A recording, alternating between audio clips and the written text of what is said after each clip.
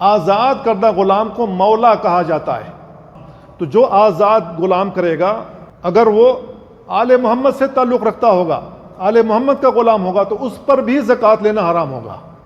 इसकी दलील अबू राफ़े रज़ियल्लाहु तआला की रवायत है, अन्ना नबी सल्लल्लाहु अलैहि वसल्लम बअथ रजुलन मिन बनी मखज़ूम अला सदक़ा, बनी मखज़ूम के एक आदमी को सदका लेने के लिए भेजा।